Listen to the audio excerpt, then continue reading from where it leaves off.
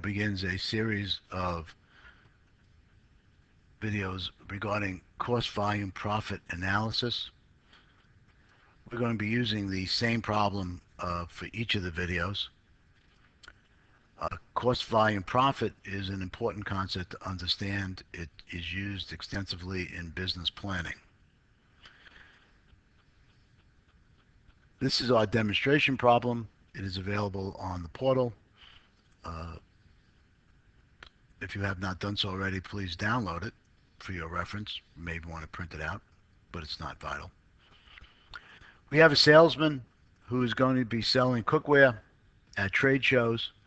He plans to sell the cookware for $350 per set. He can buy the cookware for $210 per set.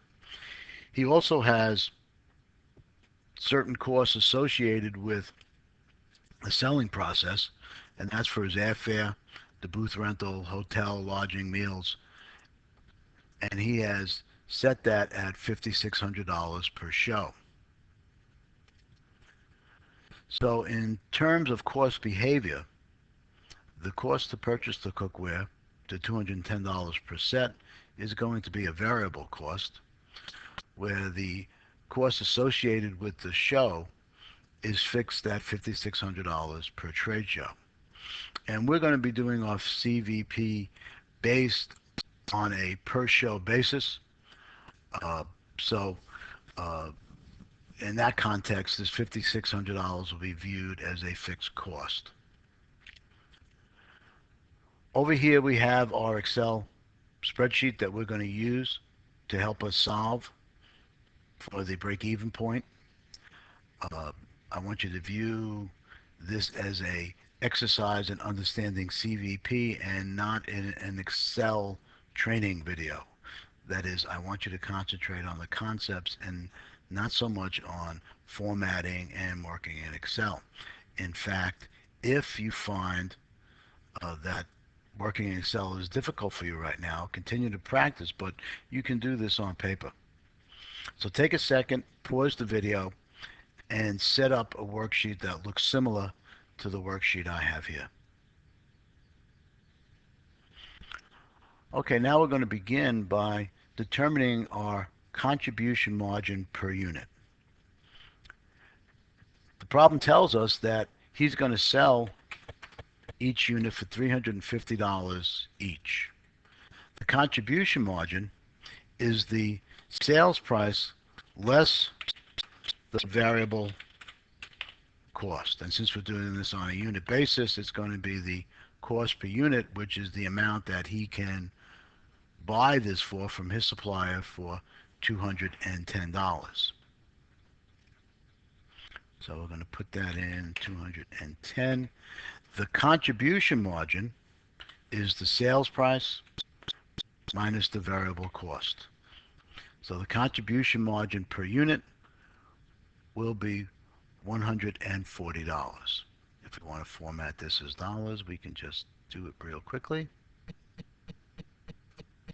Now that we have the contribution margin per unit, we can use that to calculate our break-even point in units sold.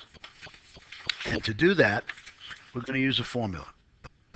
And the formula says take the fixed costs and divide them by the contribution margin per unit.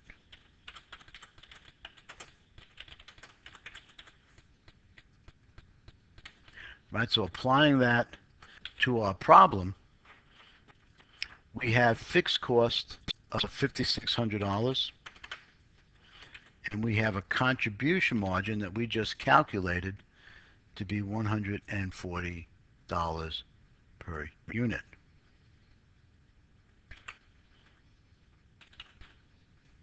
So we'll now take our equation and apply it to get the result. So we will take the 5,600 and we will divide it by 140. And to break even, we need to sell 40 units.